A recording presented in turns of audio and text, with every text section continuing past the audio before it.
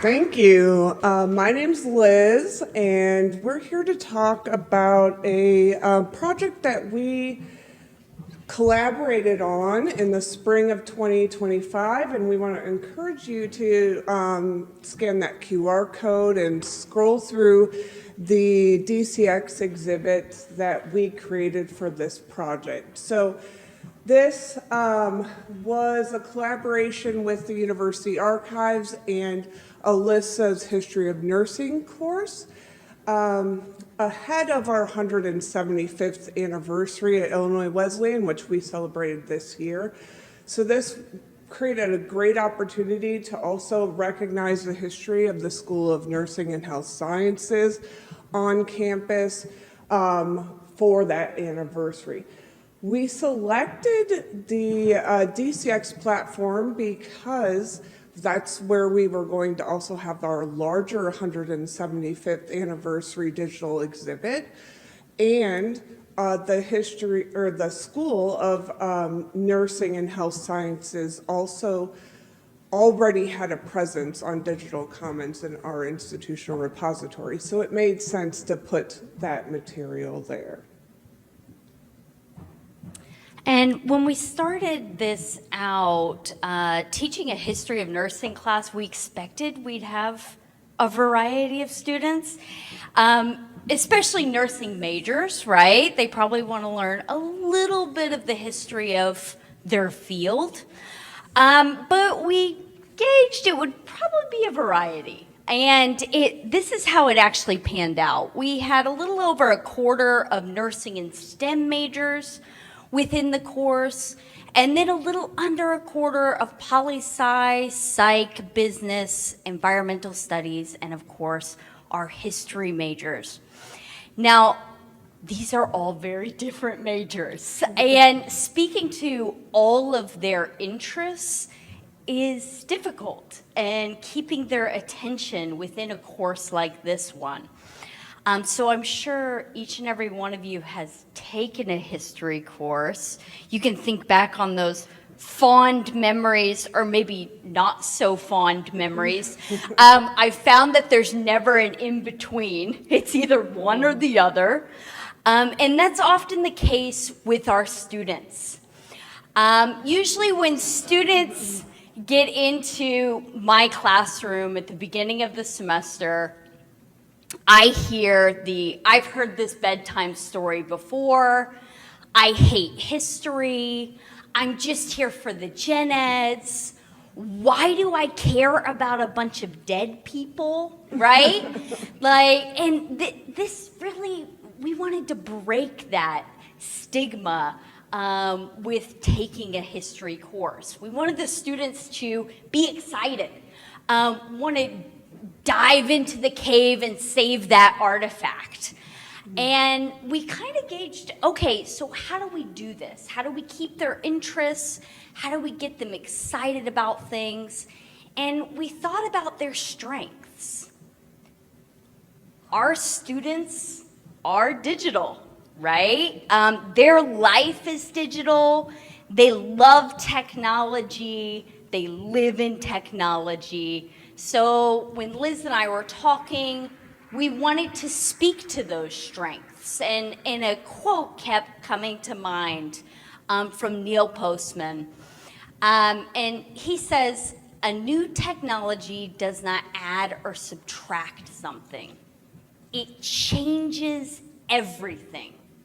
And I think even with our discussions of AI, I mean, this is definitely really relevant.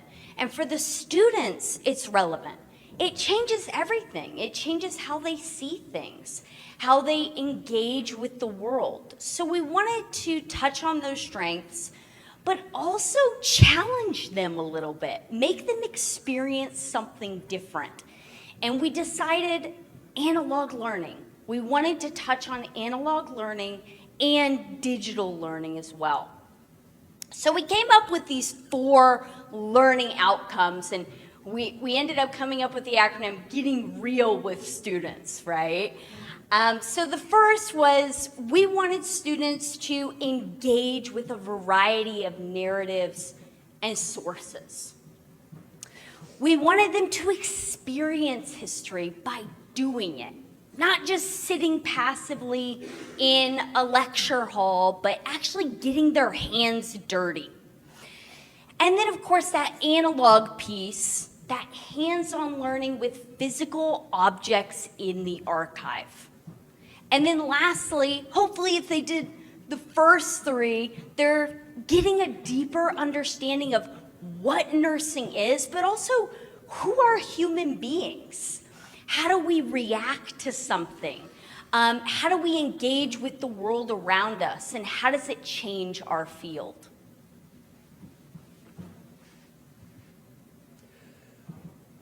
Well, that shows up strange, but that's okay. So, so Tate Archives and Special Collections is home to the university archives that documents the history of the university dating back to its founding in 1850.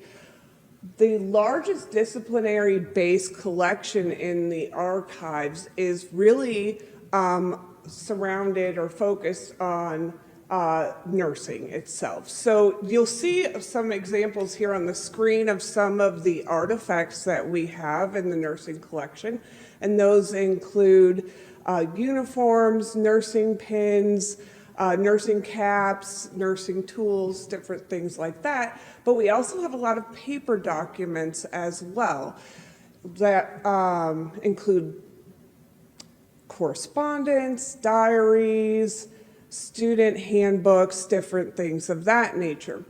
So we wanted to make these all available to students and get them engaged with physical items that the students could then see themselves in the past in a way, because these were items used by students like themselves on their campus. This really builds on our larger mission in Tate Archives and Special Collections at IWU, which is the archives as laboratories. So we view the archives as a space for students to engage with our material and to actively learn with like hands-on interaction through these items. So this project that we did really fed into that. And the project, we decided to do a scaffolding, so it had 4 main parts. The first was that a little bit more boring lecture time, so the students got the context. You know, they had to have the context of what the history of nursing is before we threw them in the deep end in the archive. The second part was working in the archives, trying to figure out what type of physical item am I going to display in both the physical exhibit, but also the digital exhibit. The third piece, we wanted them to create their own archival content through being an oral history interviewer. So each student was paired with another student and they interviewed a nursing alumni or faculty member. And then the fourth, Liz and I kind of removed ourselves and let the students fly solo, creating their digital exhibit in Digital Commons exhibits. Now, the second part was really the most important, being in the archive. We gave the students a few days to explore, and really what was so profound about this was many of our students, different majors, some of them had never stepped foot in the archive before or an archive before. So this was a new, exciting experience for them, and you can see them all pictured there looking through the different objects and documents. The second piece of this was choosing an item. And whether they realized it or not, they were taking a stance. They were actually making an argument by what item they chose for the physical exhibit on what am I going to display about the history of nursing? What story do I want to tell? And then that last piece was actually the most difficult for the students, creating a reference label, right? How do you tell someone's story in less than 100 words? Really difficult for them to do. And I definitely heard about it. But I mean, this was a cool experience to get them engaged in concise writing and thinking about how do I tell the public a story and make them want to dive a little bit deeper. Now, after we chose our objects, the students then got their digital archival exhibit assignment. So this is what the assignment instructions look like. But basically what this says is you aren't just picking a physical item. You're gonna have to dive deeper into it. You're gonna have to tell the public a story about this item and how it connects to the history of nursing. All right, and that brings us to the actual part in Digital Commons with the submission forms. So we worked with our consultant, Mo, to create a structure in our repository for this project specifically. We started off with an image gallery. I'm going to talk about why we later on added a book gallery later on in this presentation. But the idea was that our students, were going to submit the items to us through the submission form, and then we could ingest it later on into the DCX platform. So we set this up to give students the ability to practice with some very basic metadata skills, such as providing a title, the author, date, that kind of material. But we also gave them space to add a short description, that short label description, and then the primary source analysis where they could dive deeper into the context of their item and what it meant and how it connected to the larger history of nursing. And not just at our institution.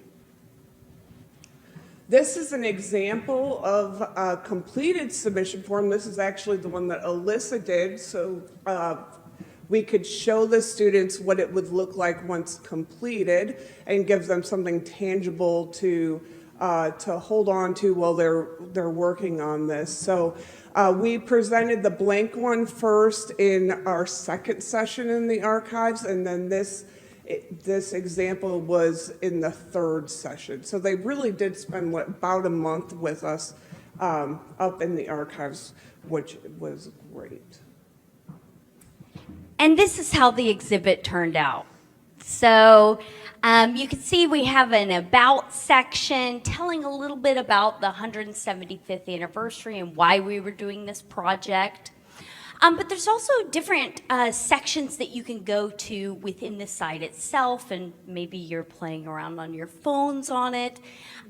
We had the main exhibit items and artifacts and uniforms, but some of the students chose more niche topics, so we made them their own sections as well. Now I'm going to show you an example in the uniforms and artifacts section. And we're going to go to the nursing tools so you can see what one of these finished pages look like.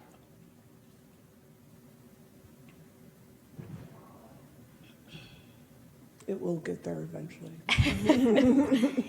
So you can see on the right, that is all the information that the students plugged into the DC submission form. And for a historian, it's a dream, right? You get the students thinking about reference information, why we put that information in, and why a viewer might need it. Then, of course, with the text at the top, that's that deeper story the student was telling about student nursing tools. And then the students were asked to do something more, engage with something else. So this student actually engaged with a few other artifacts within the archive, and they used Canva to actually engage with the images on the site, and we embedded that in. And then they also embedded in a YouTube video of a dedication service to one of the nurses that their page focused on.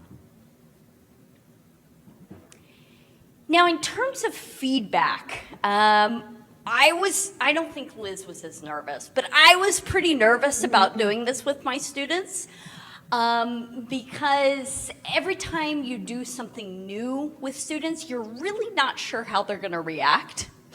And spending a month in the archives, I mean, that's a significant amount of time for a semester class. And in student timeline, that's even longer, right? But the students reacted really positively to this. And one of the students even approached us after the class ended and said, I really wish we would have spent even more time in the archives.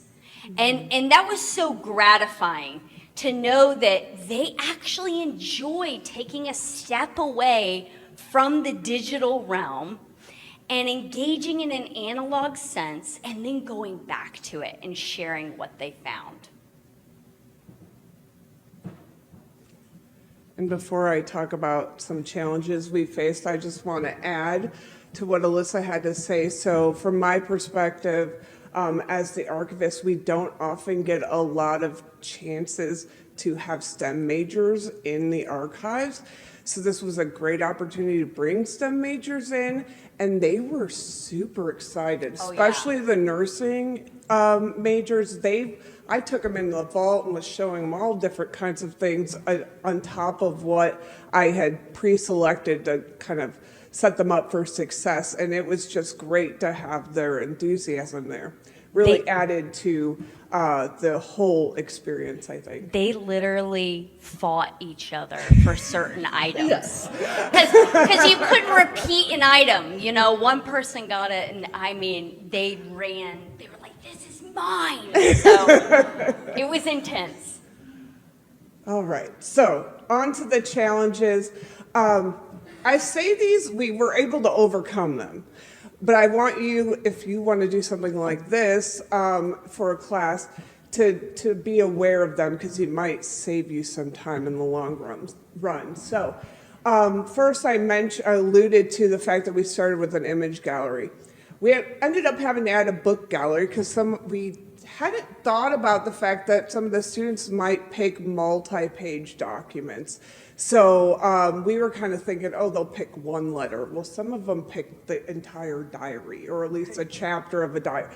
So we ended up having to add a book gallery later to accommodate those types of files. So keep that in mind ahead of time. That could save you some scrambling in the middle.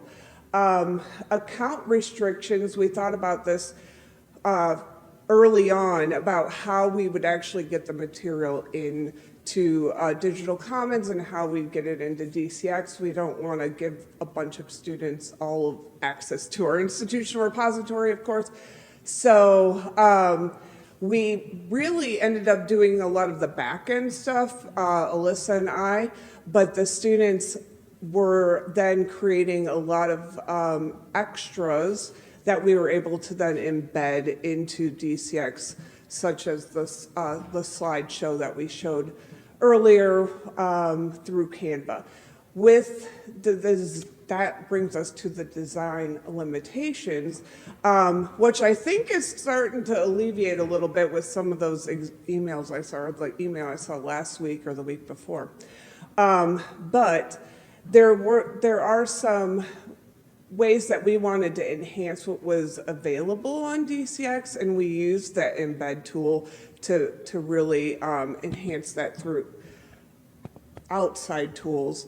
And we were able to bring in interactive maps, interactive timelines that the students created through Night Lab and embed them directly into the exhibit. So keep in mind there are ways to make it more interactive if you bring in other tools. With that said, that's our presentation. We want to thank you for listening, and we're happy to answer any questions.